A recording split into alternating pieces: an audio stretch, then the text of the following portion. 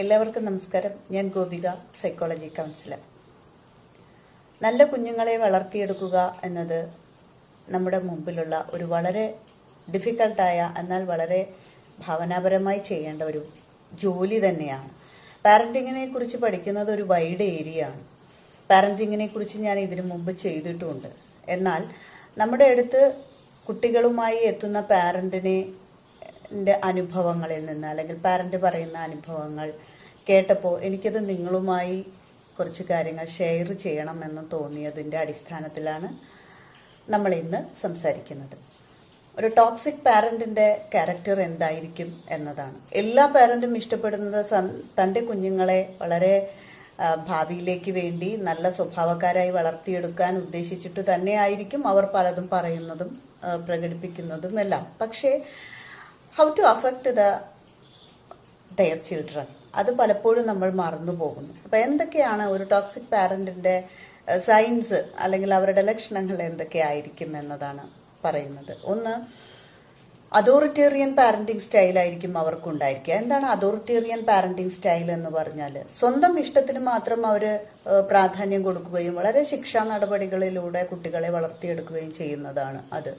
രണ്ടാമതായിട്ട് the authoritative parenting style എന്നാണ്. എന്താണ് അതോറിറ്റേറ്റീവ്? അവർ കുറച്ചും കൂടെ ഡെമോക്രാറ്റിക് ആയിരിക്കും ഉണ്ടായിരിക്കുക.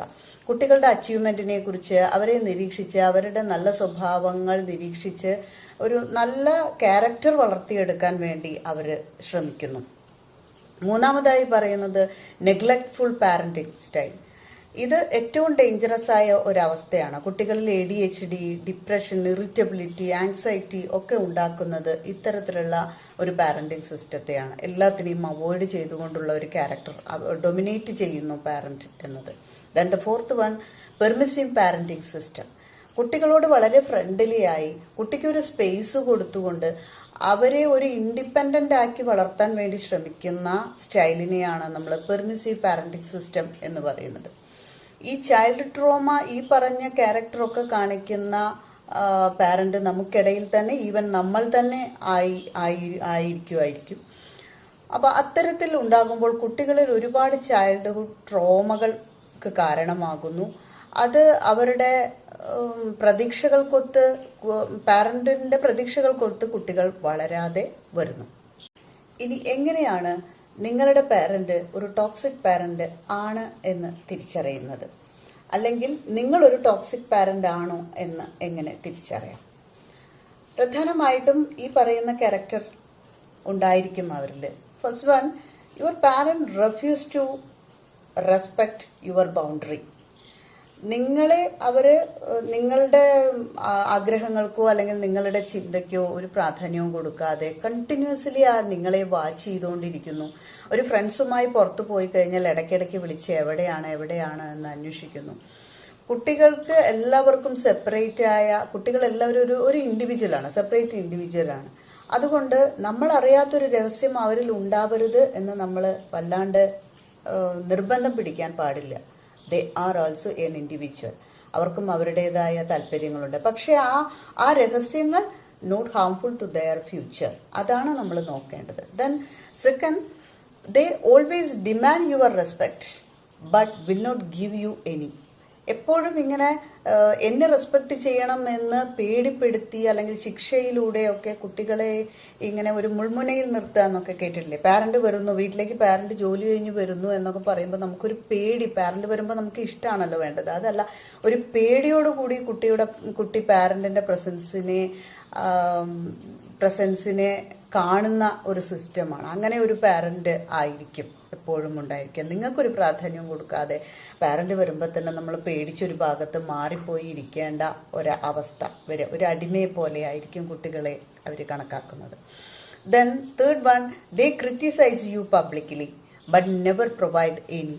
ഒരു കല്യാണ ഒരു ഫംഗ്ഷനിൽ വെച്ചായിരിക്കാം, അല്ലെങ്കിൽ ഒരു ബസ്സിലായിരിക്കാം, അല്ലെങ്കിൽ ഒരു കാറിലിരിക്കുമ്പോഴായിരിക്കാം, അല്ലെങ്കിൽ ഒരു പബ്ലിക് പ്ലേസിൽ നിങ്ങളെ അങ്ങോട്ട് ഷൗട്ട് ചെയ്യാനോ അല്ലെങ്കിൽ പരിഹസിക്കാനോ വഴക്കു പറയാനോ യാതൊരു മടിയും ഇത്തരം പാരന്റുകൾ കാണിക്കില്ല. അവര് എന്തും എവിടെയും തുറന്ന് എൻ്റെ കുട്ടിയല്ലേ എനിക്ക് എന്തും പറയാം എന്നുള്ള ഒരു ക്യാരക്ടറായിരിക്കും അവരിൽ ഉണ്ടായിരിക്കുക.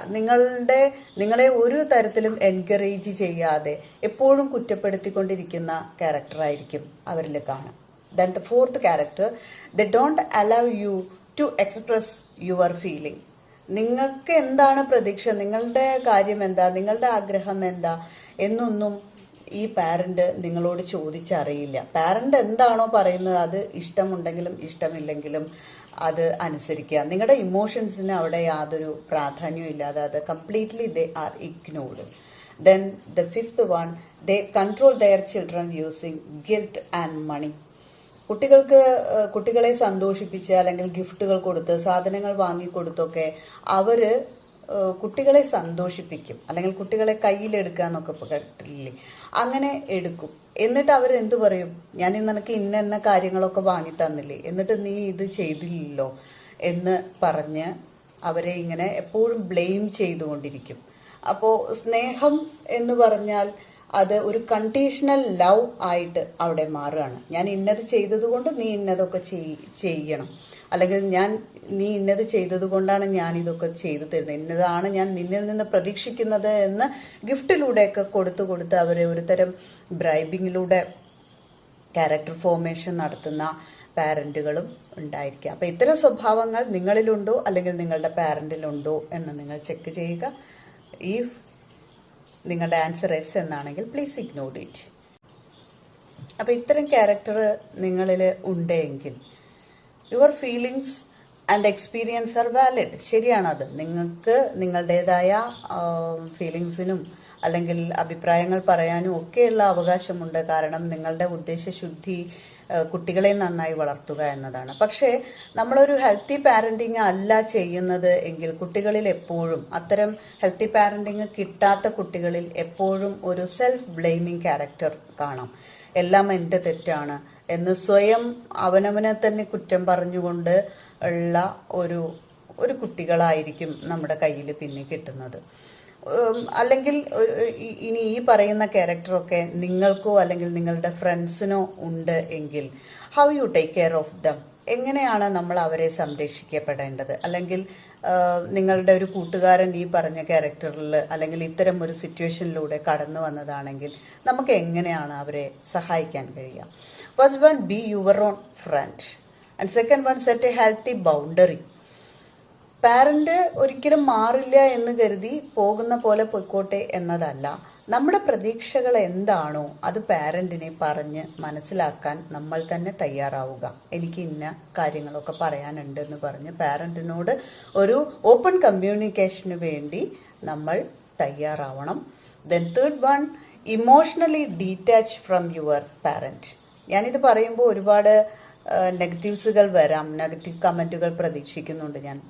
എന്നാൽ നിങ്ങൾ ഇത് കേൾക്കുമ്പോൾ നെറ്റി ചുളിക്കേണ്ട ആവശ്യമില്ല. കുട്ടികൾ പലപ്പോഴും പല പാരന്റിന്റെ ഇഷ്ടത്തിനനുസരിച്ചാണ് അവർ ജീവിക്കുന്നത്. അവരുടെ ആഗ്രഹങ്ങളോ അല്ലെങ്കിൽ അവരുടെ ലൈഫ് ഗോളോ അവരുടെ കരിയർ ഗോളോ ഒന്നും അവർ വകവയ്ക്കാതെ എല്ലാം പാരന്റ്സിന് വേണ്ടി സാക്രിഫൈസ് ചെയ്യാണ്. എന്ത് പഠിക്കണം, എന്ത് ജോലി ചെയ്യണം, എങ്ങനെ ആയിരിക്കണം എന്നത് കംപ്ലീറ്റ്ലി അവർ പാരന്റ്സിന്റെ കയ്യിലുള്ള ഒരു പാവയായിട്ട് മാറുകയാണ്. അപ്പൊ അങ്ങനെ മാറുമ്പോൾ നമുക്ക് നമ്മുടെ കുട്ടി വലിയ നിലയിലെത്തി അല്ലെങ്കിൽ വലിയ കാര്യം പഠിക്കുന്നു അല്ലെങ്കിൽ വലിയ കാര്യം ചെയ്യുന്നു എന്നൊക്കെ തോന്നാമെങ്കിലും ആ കുഞ്ഞു മനസ്സിലുള്ള ആഗ്രഹങ്ങൾ എന്താണ് എന്ന് നമ്മളൊന്ന് ചോദിച്ചറിയാതെ അവരുടെ ആഗ്രഹങ്ങളൊക്കെ അവിടെ സപ്രസ് ചെയ്ത് വെച്ചിരിക്കുക. അപ്പൊ ആ സപ്രസ് ചെയ്ത് വെച്ചത് ആര് കാരണം കൊണ്ടാണ്? നമ്മൾ പാരന്റ് കാരണം കൊണ്ടാണ്. അപ്പൊ ആ കുട്ടിയുടെ ആ പാരന്റിനോടുള്ള അപ്രോച്ച് എന്തായിരിക്കും ഉണ്ടായിരിക്കുക എന്ന് നമുക്ക് ഊഹിക്കാവുന്നതേ ഉള്ളൂ. ഫോർ എക്സാമ്പിൾ, ഒരു ജോലി ചെയ്യുന്ന ഒരു മകനോ മകളോ ആണ്. പാരന്റ് വളരെ പെട്ടെന്ന് തന്നെ വിളിച്ചു, ഒരു കാര്യം പറയാൻ വേണ്ടി വിളിച്ചു. എന്നാൽ ആ കാര്യം അത്ര ഇമ്പോർട്ടൻസ് അല്ല. അപ്പൊ ഞാൻ ജോലി കഴിഞ്ഞ് തിരിച്ചു വിളിക്കാം എന്ന് ഈ കുട്ടി പറയുമ്പോൾ പാരന്റ് അത് അനുസരിക്കുന്നില്ല അല്ലെങ്കിൽ അതിനോട് അഡ്മിറ്റ് ആവുന്നില്ല എങ്കിൽ നിങ്ങളുടെ പാരന്റിന്റെ അടുത്ത് നിങ്ങൾക്ക് യാതൊരു വക ഫ്രീഡവും ഇല്ല എന്നതാണ് അർത്ഥം. അപ്പൊ അത്തരം ഒരു ക്യാരക്ടർ ഫോം ചെയ്യാതിരിക്കുന്നതാണ് നല്ലത്. അവരെ അവോയ്ഡ് ചെയ്യണം എന്നതല്ല നമ്മൾ പറയുന്നത്. You should make your own priority. ഏതിനാണ് പ്രാധാന്യം, നമ്മൾ അപ്പോൾ ചെയ്തു തീർക്കേണ്ട ജോലിയാണെങ്കിൽ അതിനാണ് പ്രാധാന്യം. അതെല്ലാം ഇട്ട് നമ്മൾ ഈ പറഞ്ഞ കാര്യത്തോടെ നോ പറയാൻ പറ്റാതിരുന്നു കഴിഞ്ഞാൽ നമ്മുടെ കരിയറാണ് അവിടെ നഷ്ടപ്പെടുന്നത്. അപ്പോൾ പാരന്റിനെ അവോയ്ഡ് ചെയ്യണം എന്നതല്ല ഞാൻ ഈ പറഞ്ഞതിന്റെ അർത്ഥം. നമ്മുടെ ആഗ്രഹങ്ങൾക്കും കൂടെ തയ്യാറാവുന്ന രീതിയിൽ പാരന്റിനെ കാര്യങ്ങൾ പറഞ്ഞ് മനസ്സിലാക്കുക. അപ്പോൾ നമ്മുടെ റിസൾട്ടുകളൊക്കെ അറിഞ്ഞപ്പോൾ 10ലാണെങ്കിലും +2-ലാണെങ്കിലും പല കുട്ടികളും അവർക്ക് വേറെ കുറെ ആഗ്രഹങ്ങളുണ്ട് എങ്കിലും പാരന്റ് ഇന്ന ഡിറക്ഷനിലേക്ക് പോവാൻ പറയുന്നു, അവരത് ചെയ്യുന്നു. പക്ഷെ അങ്ങനെ ഇഷ്ടമില്ലാത്ത ഒരു വിഷയം എടുത്ത് പഠിക്കുന്ന കുട്ടികളുടെ ഭാവി നിങ്ങൾ തന്നെ ആലോചിച്ച് നോക്കണം. അവർ ഇൻട്രസ്റ്റഡ് ആയിട്ടാണോ പഠിക്കുക? അവർ ആ ജോലി ഇൻട്രസ്റ്റഡ് ആയിട്ടാണോ ചെയ്യുക? അല്ല, അതൊക്കെ നമ്മളൊരു ഇഷ്ടപ്പെട്ട ഒരു ജോലി ചെയ്യുമ്പോഴും അല്ലെങ്കിൽ ഇഷ്ടപ്പെട്ട ഒരു വിഷയം പഠിക്കുമ്പോഴും അവർക്ക് അതിൽ ഒരുപാട് ഹാർഡ് വർക്ക് ചെയ്യാൻ, അവർ ചെയ്യുന്ന ആ വർക്ക് ഒരു ഹാർഡ് വർക്കായിട്ട് അവർക്ക് ഫീൽ ചെയ്യില്ല. കാരണം അവർ ഇഷ്ടപ്പെട്ട ഇതാണ്. പക്ഷേ എല്ലാം ഇഷ്ടത്തിന് വിടാമോ എന്ന് ചോദിക്കും. നോ, വിടാൻ പറ്റില്ല. എന്നിരുന്നാലും അവരുടെ ഇഷ്ടങ്ങൾക്കും കൂടെ നമ്മൾ കുറച്ച് പ്രാധാന്യം കൊടുക്കേണ്ടതുണ്ട്. അത് അവരുടെ ഭാവിയെ നെഗറ്റീവ്ലി ബാധിക്കാത്ത രീതിയിൽ അവരുടെ ഇഷ്ടങ്ങൾക്കും കൂടെ നമ്മൾ പ്രാധാന്യം കൊടുക്കണം. കാരണം അവർ പക്വത എത്തിയിട്ടില്ലെങ്കിൽ നമുക്ക് പക്വതയുണ്ട് എന്ന് കരുതി നമുക്ക് മാത്രമേ പക്വതയുള്ളൂ എന്ന് നമ്മൾ കരുതാൻ പാടില്ല. And the fourth one, relay on your support system. Parent തന്നെയാണ് നമുക്ക് എപ്പോഴും വലിയ സപ്പോർട്ടായിട്ട്. ഏത് വിഷമങ്ങളിലും പാരന്റ് തന്നെയാണ് നമ്മളെ സപ്പോർട്ട് ചെയ്യേണ്ടതും ചെയ്യുന്നതും. പക്ഷെ ഇൻ കേസ് അങ്ങനെ നമ്മുടെ പാരന്റ് സപ്പോർട്ടീവ് അല്ല എന്ന് കരുതുക. അപ്പൊ നമ്മുടെ കസിൻസ് ആവാം, ഫ്രണ്ട്സ് ആവാം, അല്ലെങ്കിൽ മറ്റു റിലേറ്റീവ്സ് ആവാം. നമ്മുടെ ഫീലിങ്സ് ഷെയർ ചെയ്യാൻ പറ്റുന്ന വിശ്വസ്തരായ ഒരു സപ്പോർട്ടിംഗ് സിസ്റ്റത്തെ നമ്മൾ ക്രിയേറ്റ് ചെയ്ത് എടുക്കേണ്ടതുണ്ട്. കാരണം നമ്മുടെ വിഷമങ്ങളും വേവലാതികളും ഒക്കെ പറയാൻ ഒരു ഇടമില്ലാതായി കഴിഞ്ഞാൽ, എല്ലാം സപ്രസ് ചെയ്ത് കഴിഞ്ഞാൽ, അത് നമ്മുടെ കുട്ടികളാണ്, നിങ്ങൾ കുട്ടികളാണ്. അപ്പൊ ആ നിങ്ങളുടെ വളർച്ചയെ അത് വളരെ നെഗറ്റീവ്ലി ബാധിക്കപ്പെടാം. അപ്പോൾ എല്ലാ പാരന്റും കുഞ്ഞുങ്ങളെ വളർത്തുന്നത് നന്നായിട്ട് വളർത്തണം എന്ന ആഗ്രഹത്തോടു കൂടെ തന്നെയാണ്. ഇതാരും മനഃപൂർവ്വം കുട്ടികളെ ശിക്ഷിക്കാൻ വേണ്ടി ചെയ്യുന്നതല്ല. നമ്മുടെ കുഞ്ഞുങ്ങളെ നമ്മൾ ഒരിക്കലും ശിക്ഷിക്കുന്നില്ല. പക്ഷേ ചില ശിക്ഷാരീതികൾ, ചില സ്വഭാവ സവിശേഷതകൾ കുട്ടികളിൽ ഇത്തരം ചില ബുദ്ധിമുട്ടുകൾ കൂടി ഉണ്ടാക്കുന്നു എന്ന് ബോധ്യപ്പെടുത്താൻ വേണ്ടിയാണ്. നമ്മുടെ മുമ്പിലെത്തുന്ന ചില കേസുകൾ കാണുമ്പോൾ നമുക്ക് വളരെ വിഷമം തോന്നും. പാരന്റ് കുഞ്ഞുങ്ങളെ കുറിച്ച് പറയുന്നത് കേൾക്കുമ്പോൾ പാരന്റിന്റെ സൈഡിൽ നിന്ന് നോക്കുമ്പോൾ ഓക്കെ, പക്ഷെ കുഞ്ഞുങ്ങൾ അവരുടെ കാര്യങ്ങൾ പറയുമ്പോൾ അവർക്ക് യാതൊരു പ്രാധാന്യവും കൊടുക്കാതെ പാരന്റ്സിന് വേണ്ടി പഠിക്കുന്നു, പാരന്റ്സിന് വേണ്ടി എല്ലാം ചെയ്യുന്നു, എന്റെ ആഗ്രഹങ്ങൾക്ക് വിലയില്ലേ എന്ന് കേൾക്കുമ്പോൾ നമുക്ക് വളരെ സങ്കടം തോന്നാറുണ്ട്. അപ്പൊ അത്തരം ഒരു പാരന്റിങ് ആയിരിക്കരുത് നമ്മൾ എല്ലാവരും ചെയ്യേണ്ടത്. നമ്മളിൽ ആരെങ്കിലും അത്തരം ക്യാരക്ടർ ഉണ്ട് എങ്കിൽ അതിൽ നമുക്ക് ചെയ്യാൻ പറ്റുന്ന മാറ്റങ്ങൾ ചെയ്തുകൊണ്ട് കുട്ടികളിൽ സ്നേഹത്തോടുകൂടി പെരുമാറിക്കൊണ്ട് കുട്ടികളുടെ ആഗ്രഹങ്ങൾക്ക് പ്രാധാന്യം കൊടുത്തുകൊണ്ട് എന്നാൽ അവരുടെ ഭാവിയെ സുരക്ഷിതമാക്കിക്കൊണ്ട് ഒരു നല്ല പാരന്റിങ്. ശിക്ഷയല്ല പാരന്റിങ് എന്ന് പറഞ്ഞാൽ. അല്ലെങ്കിൽ ഒരു ഫ്രണ്ടായിട്ട് ഒരിക്കലും പാരന്റ് നമുക്ക് എന്റെ ഫ്രണ്ടാണ് എന്റെ പാരന്റ് എന്നൊന്നും നമുക്ക് ഒരിക്കലും പറയാൻ പറ്റില്ല. കാരണം കംപ്ലീറ്റ്ലി ഫ്രണ്ട് ആവില്ല. അവരെ ഏജ് ഗ്രൂപ്പ് വേറെയാണ്, കുഞ്ഞുങ്ങളുടെ ഏജ് ഗ്രൂപ്പ് വേറെയാണ്. എവിടെ ഫ്രണ്ട് ആയിരിക്കണം അല്ലെങ്കിൽ ഫ്രണ്ട് ആണ് എന്ന് പറയുന്നത് എന്തുകൊണ്ടാണ്? We can communicate openly to anything. അത് എന്ത് കാര്യമാണെങ്കിലും നമുക്ക് കമ്മ്യൂണിക്കേറ്റ് ചെയ്യാൻ കംഫർട്ട് സോൺ ആയതുകൊണ്ടാണ് നമ്മൾ പാരന്റ് എനിക്ക് ഫ്രണ്ടിനെ പോലെയാണെന്ന് പറയുന്നത്. അല്ലാതെ ഒരിക്കലും ഒരു പാരന്റ് ഒരിക്കലും ഒരു കുഞ്ഞിന്റെ ഫ്രണ്ട് ആയിരിക്കില്ല.